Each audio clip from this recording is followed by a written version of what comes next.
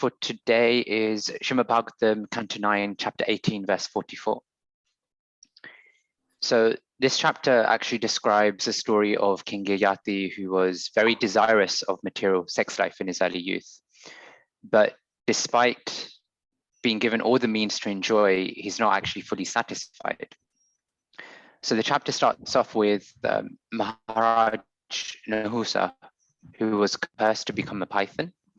And after he was cursed, he could no longer be the king, be the emperor of the world. So his second son, Yayati, takes up the throne. Now, the obvious question is, well, why the second son and why not the first son, his elder brother, Yati? And it's described in the chapter that actually Yati was very much inclined towards a life of self-realization over anything political. And so naturally, he refused to accept the power to rule when it was offered to him.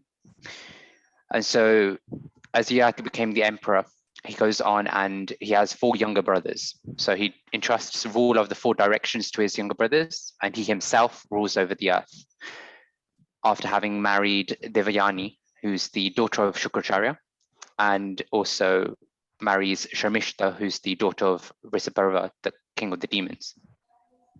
So most of us probably know Shukracharya. So he's a great Brahmana. He's the spiritual master of all the Daityas. And on the other hand, Yayati was a Kshatriya king. And similar to Risabharva, he was obviously a king of the demons as well. Now, in Vedic systems for marriage, marriage is described as being permitted and actually good if the 2 parties are equal, i.e. the husband and the wife are of a similar caste, so both Brahmanas, both Kshatriyas, etc. Or at the very least, there should be something which is anuloma, which basically means that the husband is of a higher caste, so usually a Brahmana. He can marry a daughter of a Kshatriya. But if we look at Devyani and Yayati, we can see that Devyani is the daughter of Shukracharya, who is a Brahmana, but then Yayati is a Kshatriya king. And this type of marriage is actually pratiloma, which is not allowed in Vedic scriptures. So when Maharaj Parikshit hears about this marriage, he gets very inquisitive. He starts inquiring from Shukdev Goswami about this whole pastime. He requests Shukdev Goswami to narrate how King Yayati and Devyani actually get married. So the chapter then goes on with Shukdev Goswami kind of narrating the pastime in what led up to the marriage and also post. So one day, the 2 girls, Devyani and Sharmishta, who were actually both friends, were walking in the palace gardens with thousands of friends and decide to bathe and play in the waters. So, splash water, they were just playing with each other, but naturally, since they're in water, they left their clothes on the bank. And whilst they were having a fun time, Lord Shiva and his wife Parvati actually come on the scene and they're passing by. The girls see Lord Shiva and Parvati, and out of shame, they start rushing to cover themselves. So they come out of the water, they start putting their clothes on. And in doing so, Sharmishta accidentally puts on Devyani's clothes instead of her own. Now, Devyani's character is, at least during this pastime, it's described as being, she's very proud of her heritage of being a Brahmana daughter, so the daughter of Shukracharya. So she gets very angry and starts chastising Sharmishta for being of a lower caste, as a Kshatriya, especially for her activity of taking on the clothes of a Brahmana's daughter. Sharmishta, in response, also starts rebuking and getting angry at Devyani. And in their argument, Sharmishta basically snatches Devyani's clothes and garments and then throws her into a well. And then she herself, with all her friends, they return back home. King Yayati was coincidentally hunting nearby, so he's on an excursion, and he decides, actually, I'm feeling thirsty. So he goes to the well, and it happens to be that Devyani's in that well as well. So seeing Devyani there, he starts pulling her out. And the modern conception, love at first sight, starts happening, and both of them get attracted towards each other. And in that attraction, Devyani is expressing her desire to marry King Yayati, explaining how this is the will of providence, and also goes on to explain the curse that she received before, where she was not allowed to marry a Brahmana. So that naturally put her in a position whereby she would never have a marriage with equals. And being a Brahmana's daughter, the only option really was pratiloma sort of marriage. Now, King Yayati, he was very pious. He understood, the situation. He understood the scriptures. So he was not very inclined towards the marriage, but due to his own attraction, he accepted the request from Devyani. When Shukracharya found out what had happened, out of fatherly affection and anger, he goes and approaches King Rishabharva, who's the father of Shamishta, to resolve the situation between the two girls. And Rishabharva, understanding what was going on, he was thinking, okay, yes, I have to please Shukracharya, who's also my spiritual master. And so he agrees to the proposal. And what was put forward is that he has to fulfill the desire that Devyani has. And Devyani's desire, her request, was that Shamishta goes with her, along with all her friends, as maidservants when Devyani gets married. So when this was happening, Rishabharva was thinking, okay, it's not a very good sort of idea, it's not a very good proposal, but I have to please Shukracharya. So he accepted the proposal. When Devyani got married to Yayati, Shukracharya had warned King Yayati that, even though all these girls, and Shamishta especially, is going with you as maidservants, I quote, never allow this girl, Shamishta, to lie with you in your bed. So time passes by, the marriage has gone on, they've been living together, and Devyani naturally, because of the relationship, begets a son. And Shamishta looks at the son and is very desirous of having her own son, as is natural for mothers and women in general. And even though Yayati was conscious of Shukracharya's warning, he again considered the proposal, and considering this to be the desire of the Supreme Lord, he unites and has sex with Shamishta. So all in all, there were 5 children that actually came out of these unions. So with Devyani, there were 2 sons, Yadu and Durvasu. And then with Shamishta, there were Druhyu, Anu, and Puru.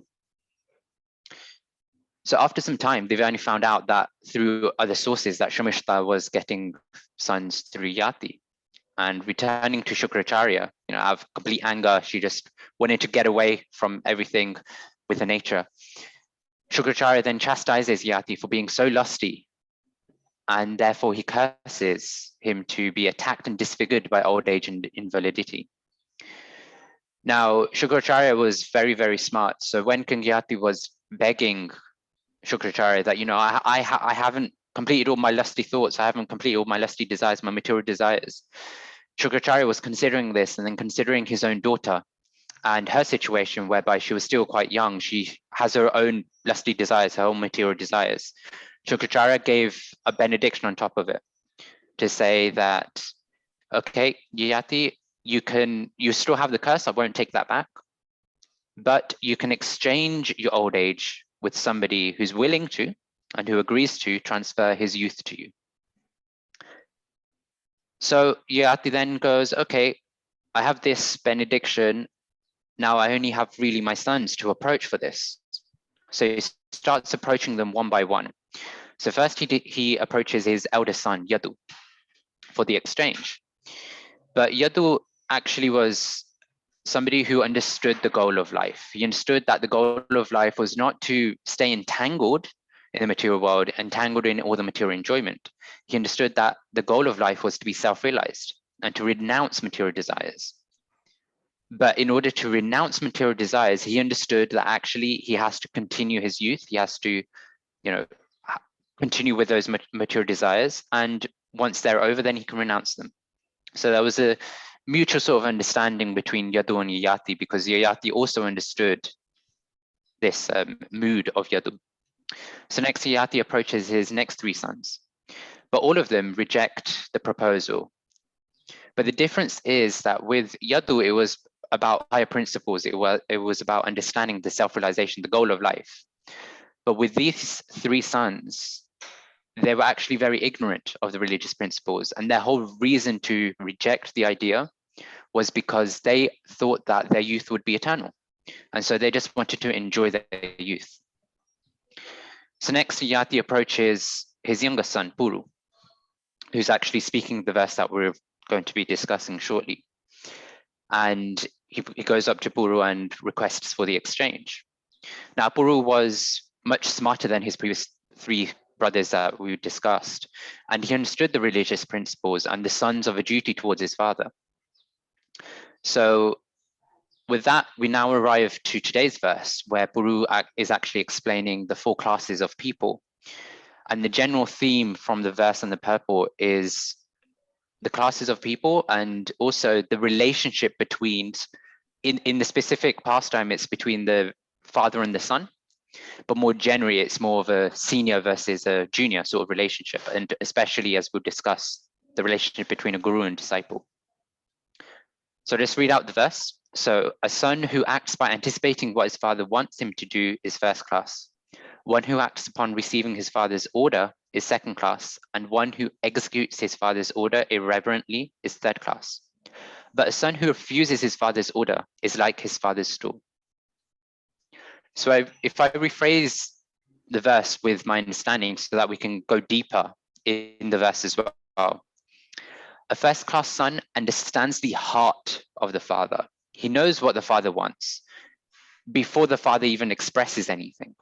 And what does he do? He acts before he's being told. A second-class son, he acts upon receiving the instructions. So it's not that, oh, he's received the instructions and therefore out of duty he goes and does it. He does it out of duty, but understanding that this is what my father's desire is. Therefore, I will happily do it. Third-class son. A third-class son is somebody who still does the task that the father instructs him to do, but he does so without putting his heart or putting the respect in there. So oftentimes we will see with little children, especially of modern age, and especially in the West where it's worse, where the child's sitting there watching TV, you've come home from work and you're requesting, son, can you please go get me some water? And they're like, no, I'll get it later, and then continues watching the TV. But then you nag them 5, 6, 7 times, and they're like, okay, fine, Dad, I'll go and get water for you. They don't want to do it, but they do it because they do understand that they have to listen to the seniors. They do understand they have to listen to the father, but they don't want to do it. So last one is that there's a fourth class, right? Normally when we always see trios, but in this case, there's a fourth class. A fourth class son, who's actually the lowest class, does not abide by the father's instruction at all. So if we go back to the example, it's that son, that daughter, whoever, that child that stays sitting in front of the TV, that is glued to the TV. And even when you walk up to them, shut the TV, they'll storm off, they'll rage off, and they just won't do what you've asked them to do.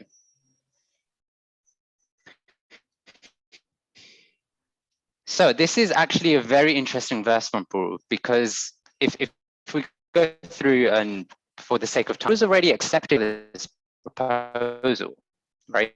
So his father's already, Yayati's already put forward, like, please, can we have the exchange of your youth for my old age?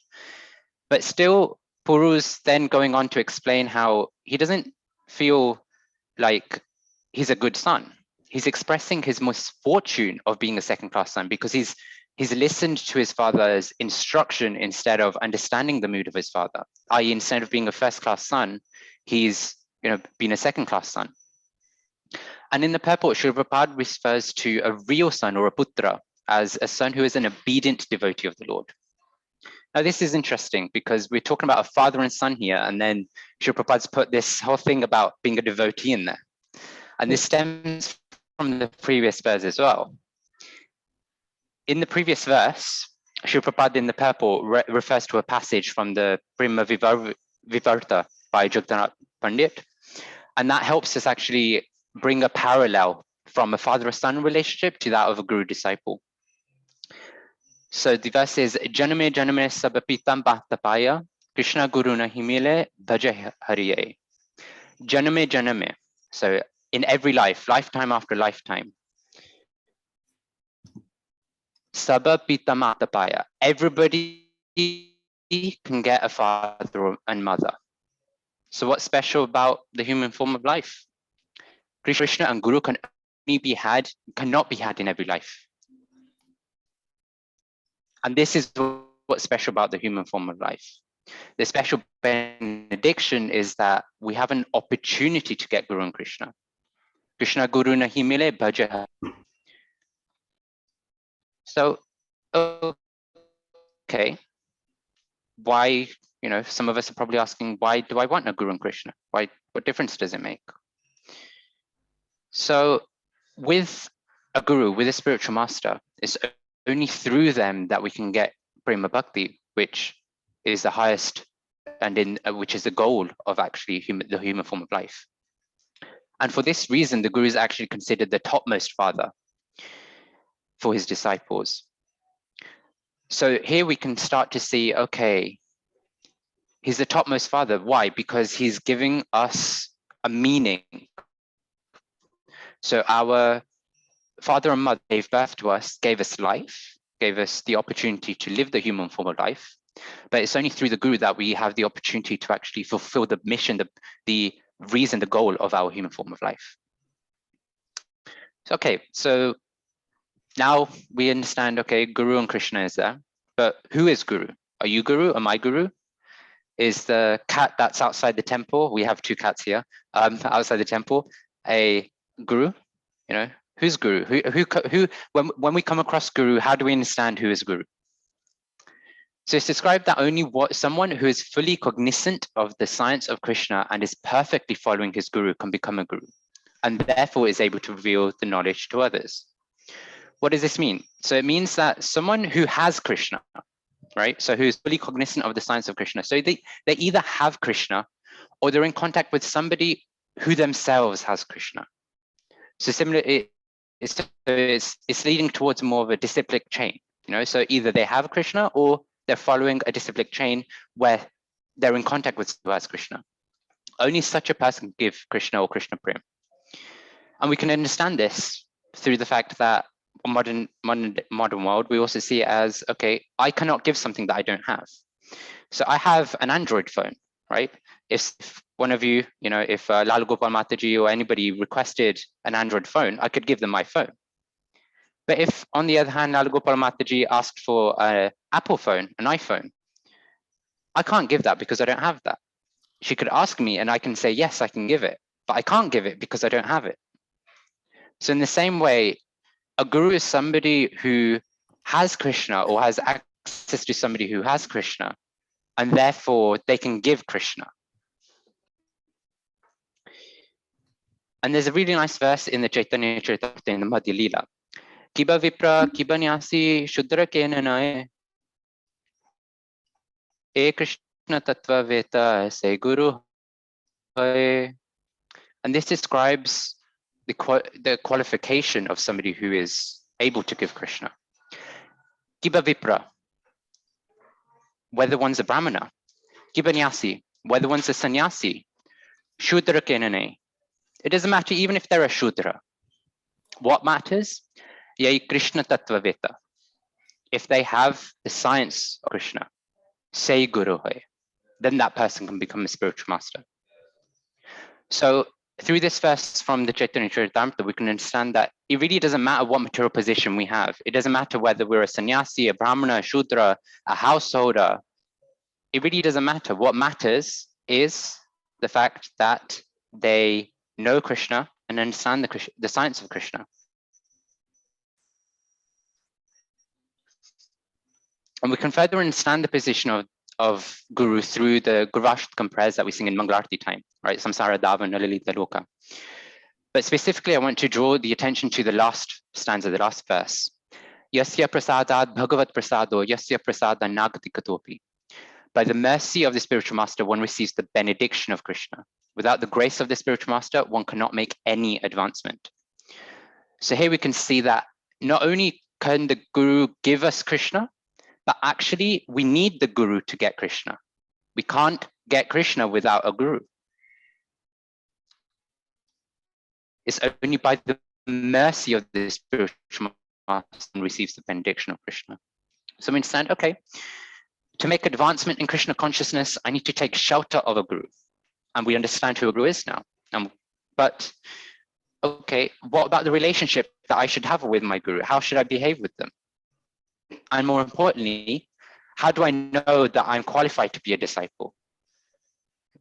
Can I just go to my guru and say, Guru Maharaj, I just want your mercy to get Krishna.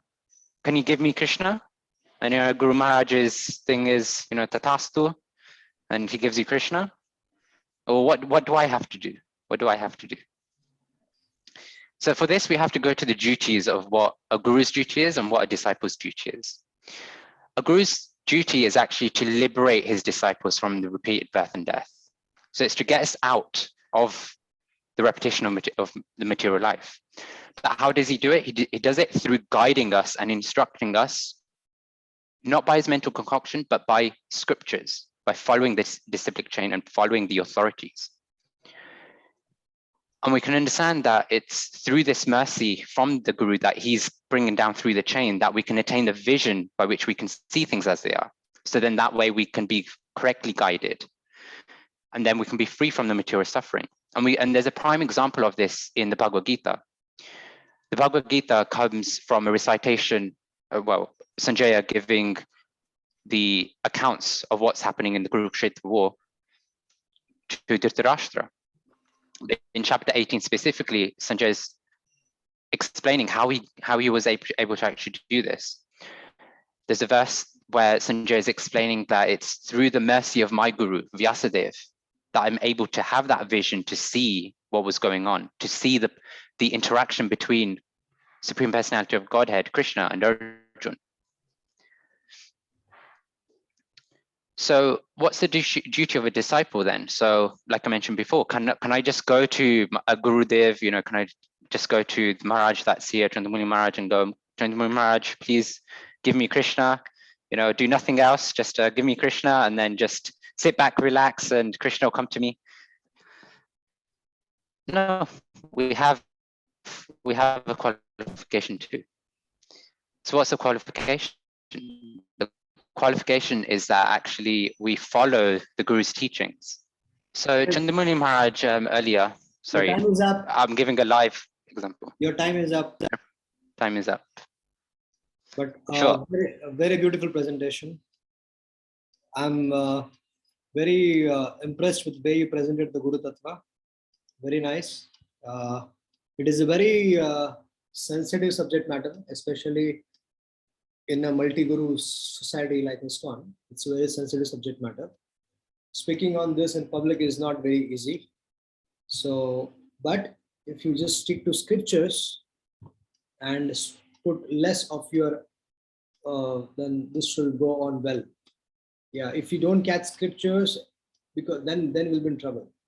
Always remember, if you are presenting a sensitive subject matter, always remember, this is a point for all.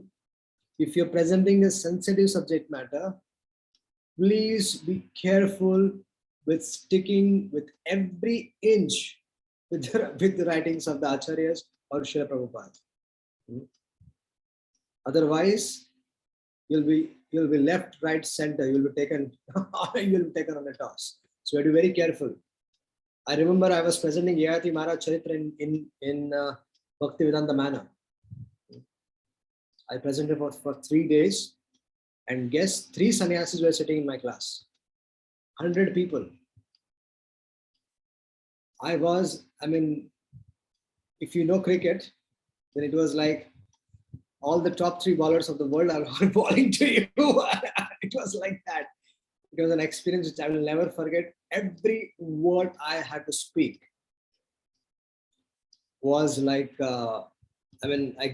imagine I came 5 days before to UK. I went to Manchester, locked up myself for 5 continuous days, prepared myself so nicely for this 3-day seminar. Because Shruti Dharma Prabhu was there and he told me 3 sannyasis are going to be in your class. So be prepared very nicely. So I said, yes. So I took 5 days, day in and day out, to prepare this subject matter of Yayati Maharaj. So I was so careful with presenting this. Last day, Jayadvaita Maharaj, I gave 15 in that year, I gave around 15 seminars there. But last day, Jayadvaita Maharaj comes to me and said, he gives me a tap on his tap on my back and says, very nice Krishna Katha. Keep going, and keep going.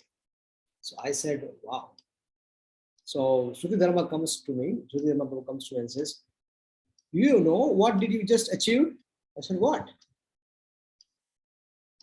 You got a compliment from Jai Advait Swami. I said, really? Is that a very big thing? He said, yes, it's a very big thing. So yes, my point is that we have to be very careful in presenting the Siddhanta. So what I followed, my Guru Maharaj gave me one instruction that please be very strict in sticking to the writings of Srila Prabhupada, especially when you're speaking in the Western world. Okay, we have to be very, very careful. It's a very sensitive thing. So it was a very good approach, Brajesh Prabhu. Very nice, very nicely done. I want to thank Radhika Mataji also. But after Brajesh Prabhu's questions, if devotees have questions for you, Radhika Mataji, then they can ask you. But both of your presentations, I'm very highly impressed. Okay, very, very well presented. Any questions for them? Any questions for Brajesh Prabhu? Yeah, I have a question. Can I go for it? Please. Yeah. Thank you, Brajesh Prabhu. It was really very good. I have, and probably one comment. Why and how Devani was cursed that she will marry to a Brahmin? That is my first one. The second one was when the younger brothers, he accepted his father's what father wanted and he followed. Why the elder ones didn't accept? Is it because of say he got married to and same varnasrama? That's why he's and the sons coming out from there, they are able to listen, and others they don't listen. Is that some conclusion like that or something else? This is second one. So I'll answer the first one first. I'll request clarification on the second one. So in terms of the first question, like why was Devyani cursed? So I'm just trying to, okay, so the curse was given by somebody called Gacha. So he was a son of Brihaspati. Sorry, not a son, a disciple of Brihaspati, or a son. Kach. Okay. So yeah, he was a son of Brihaspati, and the story goes that Devyani was actually quite attracted towards him, and so she wanted to marry him, but he wasn't interested. And so Devyani had cursed Kach to basically, say, okay, you're learning all these arts, and there was a specific art in being able to revive those that were dead. So on the battlefield, like he had an art whereby he could, bring them back to life. So she cursed him to say that, okay, you're studying all this, but it's going to be useless. So in response, Kach then goes to Devyani that, okay, I'm a Brahmana's son, but I'm not interested in marrying you. You've cursed me like this. I'm going to curse you that you won't be able to marry any Brahmana. So that was the curse. Could you clarify the second question, please, bro? Which personalities were you talking about? No, so Yajati had two wives, right? One from Brahmana and one from Kshatriya.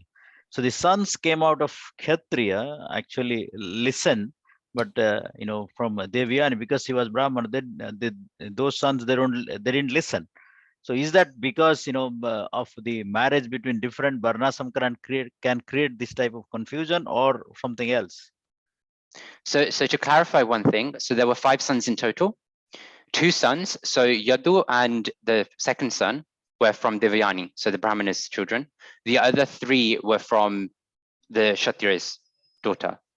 So it wasn't that all 3 of the daughters from the Kshatriya listened, right? The first 2 didn't listen. It was only Puru that listened.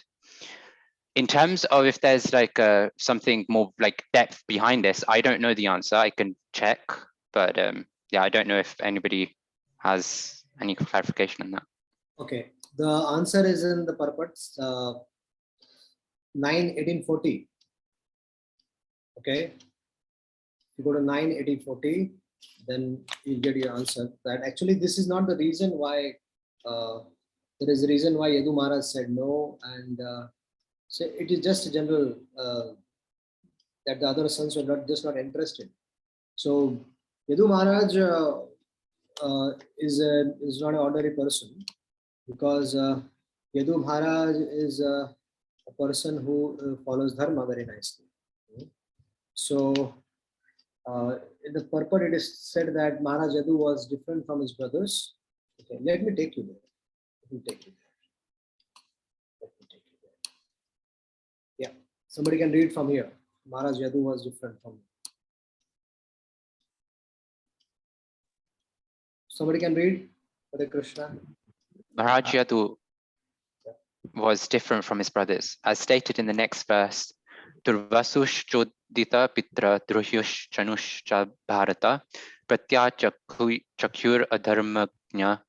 Maharaj Yadu's brothers refused to accept their father's proposal because they were not completely aware of dharma. To accept orders that follow religious principles, especially the orders of one's father, is very important. Therefore, when the brothers of Maharaj Yadu refused their father's order, this was certainly irreligious. Maharaj Yadu's refusal, however, was religious. As stated in the 10th canto, Irdosha Dharma Shilasya, Maharaj Yadu was completely aware of the principles of religion. The ultimate principle of religion is to engage oneself in devotional service to the Lord. Do you want to continue? Yeah, is it okay? Is the answer clarified, Prabhu?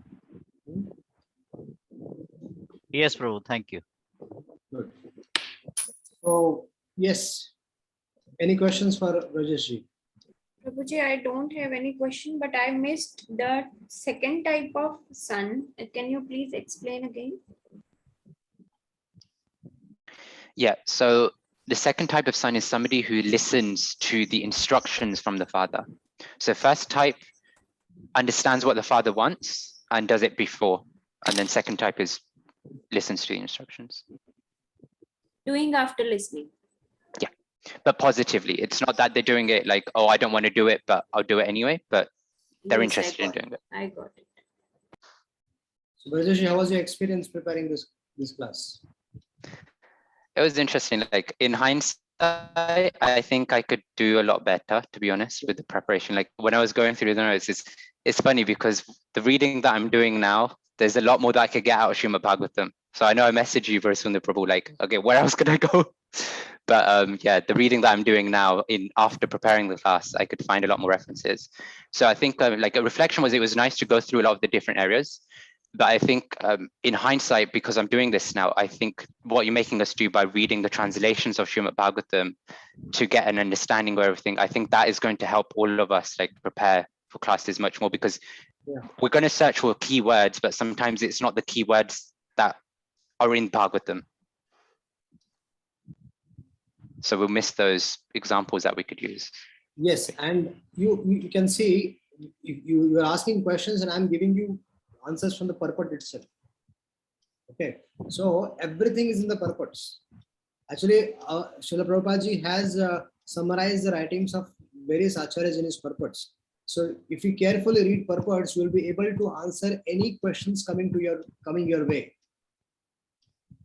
So that was my point initially also when I was presenting this. So regular study, and especially when you're preparing for a class, seminar, so do study very nicely, very thoroughly. So you'll be in a position to answer any questions coming to you. So that I can give you 100% guarantee. So Prabhu, sorry, just a question of that, right? Because I know with Amulya Prabhu's question, like that answer was there from Yadu's side, right? But I have seen in some acharyas' works that Srila Prabhupada doesn't take their commentary. Not like, I don't know the reason behind it, but there might be a different sort of like explanation, right? So in those cases, that is always there. That if you go take a particular pastimes, and if you refer to different acharyas, they will have the different things. So whichever you can digest, you can take it. Yeah, because that's what breaks my confidence, I think. Like in answering questions like Amulya Prabhu, I know the answers there from Srimad Bhagavatam, from Srila Prabhupada's version, but then I don't know if there is a different side to the story. Like Prabhu was asking about, okay, is there anything deeper in the difference? Actually, that answer actually clarifies the whole thing. But now, it is always good that we follow the previous acharyas from the writings of His Divine Grace. So it is always going that way. It's better. So if like if you prepare, like you'll be preparing for your classes, right? I'm not going to be there all the time. Gradually, when you graduate from this course, you'll be preparing so many of your classes, and then you will come to this point wherein there is a difference of opinion between Srila Prabhupada and the previous acharyas. Because I'm going to give you a lot of previous acharyas books also, which I have on my own, which I'm going to share with you. So there will be a point where these things will arise. So better stick to Srila Prabhupada. Okay. So because we don't know the translation, if it's proper, the acharya's writing. So we might derive our own, we can make our own perception. So just stick with Prabhupada's writings. But if there are some additions to that, if there are additions to what has been said in Prabhupada's writings, if there are additions which is in line with that, please accept it. Okay. Like, but gradually you'll release the controversies also. I mean, different is there. Like for example, Prabhupada is like Srimad Bhagavatam Mahamuni Krute Kinga Parashvara Mahamuni. Prabhupada says it is Vyasadeva himself. But then other acharyas says, how can Vyasadeva call himself as a Mahamuni? Because these three verses are compiled by Vyasadeva. So why will Vyasadeva call himself as Mahamuni? So then other acharya says Mahamuni refers to Narad Muni. Then someone says Narad Muni he refers to Narayan Rishi. So different versions are there. Okay. So we respect all and everything is correct. Everything is correct. Okay. So I'll request thank you, Prabhu. Thank you for a very good class. So I request if